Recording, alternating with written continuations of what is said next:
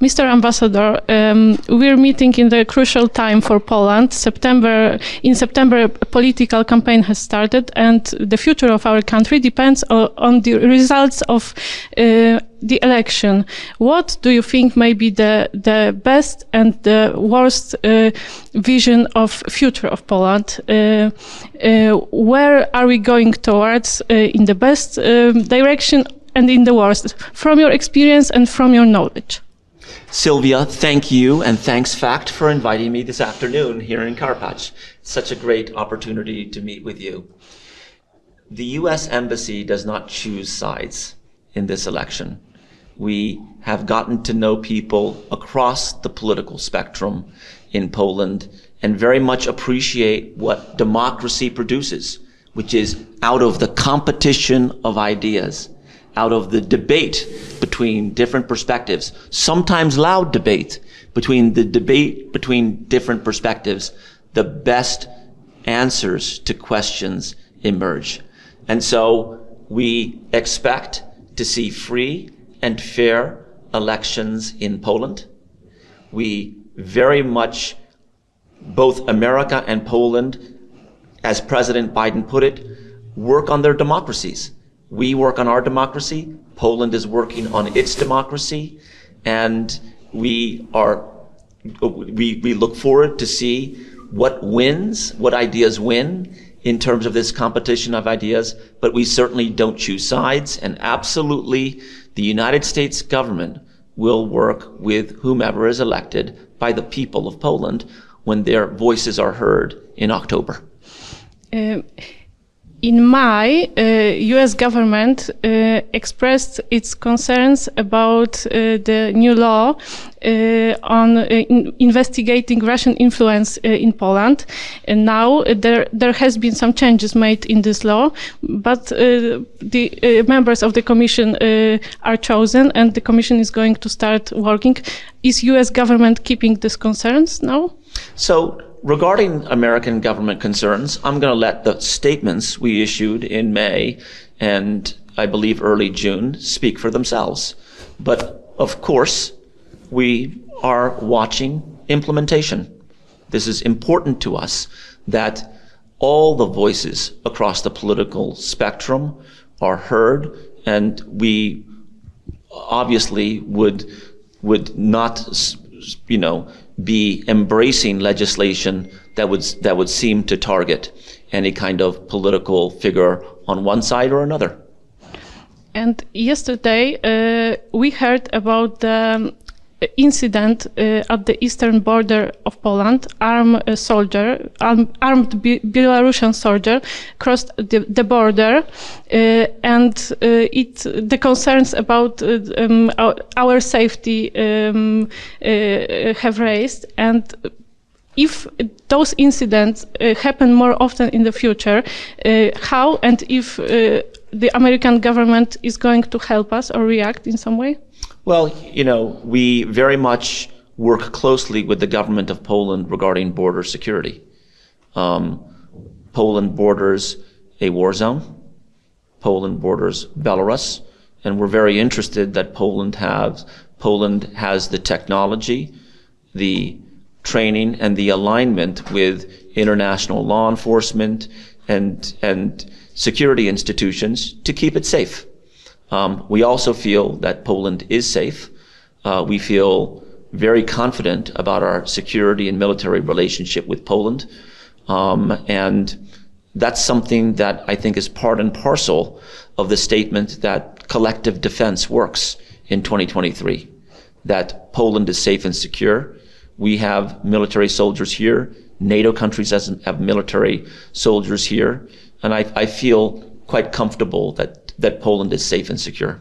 And should we be worried about the future of our border in the context of members of Wagner's group that we don't know what may happen to them, who may be new leader?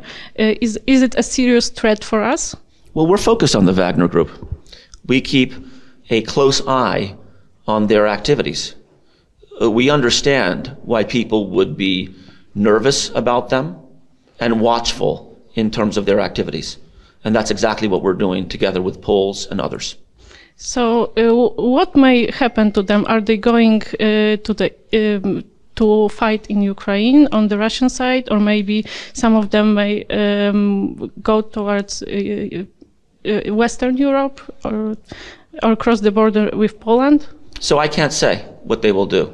I don't have that information. What I can tell you categorically is that we're keeping a watchful eye on them and their activities. We understand anxieties and uncertainties about the Wagner Group. Those are founded, well-founded anxieties and uncertainties. We share the interest in keeping an eye on them and making sure that Poland and other members of NATO and the alliance are safe. And after this putsch of Yevgeny Prigozhin and a series of defeats of Russian army in the battlefield, there was also a discussion about the future of Russia after Vladimir Putin. What may happen to Russia in the future when Putin is no longer governing? Well, first and foremost, we feel that Ukraine is going to win in this conflict. It's yard by yard, meter by meter in eastern Ukraine. How cruel, actually, for the Ukrainian people. But a year and 4 months or so on in this crisis, who would have predicted a year and 4 months ago that the Ukrainians are doing as well as they're doing? And you've heard it from my president that we are with the Ukrainian people until the very end of this. And we're grateful for the role of Poland in helping first and foremost Ukrainian refugees coming here, but also working with us and many, many others to supply the Ukrainian people so that they can help themselves and defend themselves. Regarding the future of Russia, I don't want to prognosticate. We share the challenges that the West faces when it comes to Russia that is terrorizing the Ukrainian people. The video coming out of Ukraine is reminiscent of World War II. Who would have expected that in 2023? But yet this is what we have, and I'm proud to work for a president who has led a coalition of 50 plus countries, in some cases very different from each other in terms of the way they orient in the transatlantic community, to collectively develop a unity of purpose among 50 plus countries and a shared definition of the challenge collectively as we face the crisis in Ukraine. How much time do you think it might take for the Ukrainians to win? Is it going to be in months, years? It's hard to tell how much time it will take. But the fact is that they are winning. Town by town, sometimes meter by meter. And Ukraine is a vast country. So it probably will take time.